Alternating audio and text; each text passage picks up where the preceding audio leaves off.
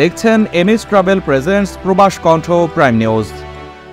মালয়েশিয়ায় অভিবাসী প্রত্যাবাসন কর্মসূচিতে নাম নিবন্ধন করেছেন বাংলাদেশ সহ বিভিন্ন দেশের ৭৯,০০০-এর বেশি প্রবাসী। বিদেশিদের নিজ দেশে ফেরত পাঠানোর লক্ষ্যে শুরু হওয়া এই কর্মসূচি চলবে চলতি বছরের শেষ দিন পর্যন্ত।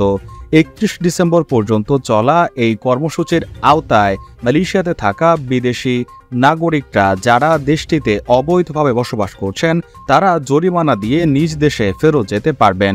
সেই লক্ষ্যে যারা স্বেচ্ছায় নিবন্ধন করছে না তাদেরকে গ্রেপ্তারেও নিয়মিত অভিযান চালাচ্ছে দেশের ইমিগ্রেশন বিভাগ।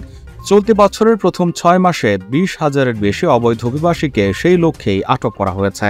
মালয়েশিয়ায় বসবাসরত অবৈধ প্রবাসীদের নিজ দেশে ফিরতে সম্প্রতি অভিবাসী প্রত্যাবাসন কর্মসূচি চালু করে দেশটির সরকার।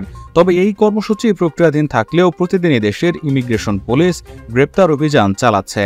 এসব অভিযানে বৈধ কাগজপত্র না থাকার কারণে গেল জানুয়ারি থেকে এই পর্যন্ত ২০,২০৭ জনকে আটক করা হয়েছে।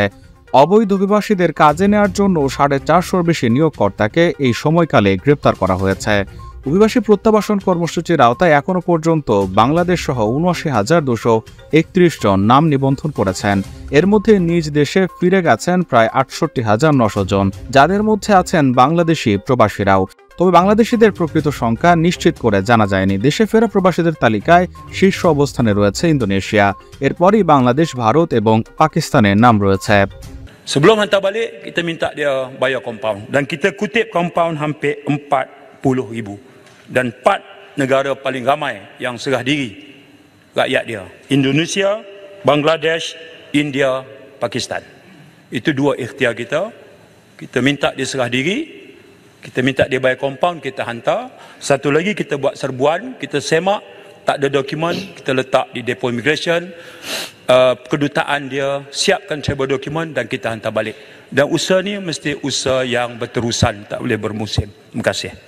মালয়েশিয়া প্রবাসীদের জন্য প্রতিদিন দারুণ সব অফারে বিমান টিকিট দিচ্ছে MH global travels. Dhaka, Kuala Lumpur, Dhaka সহ বিশ্বের যে কোনো গন্তব্যে সুলভ মূল্যে আপনার টিকিটটি পেতে আজই চলে আসুন কেএল মোনোরেল সেন্ট্রাল এর পাশে এনিউ সেন্টার বিল্ডিং এর অপোজিটে, অথবা কল করুন স্ক্রিনে দেওয়া নম্বরে। আমাদের কাছে কল করুন, ঘরে বসে টিকিট কাটুন। অভিবাসী প্রত্যাবাসন কর্মসূচির আওতায় যারা দেশে ফিরেছেন তাদের বেশিরভাগই বেকার কিংবা প্রয়োজনীয় কাগজপত্র ছাড়া মালয়েশিয়ায় অবস্থান করছিলেন।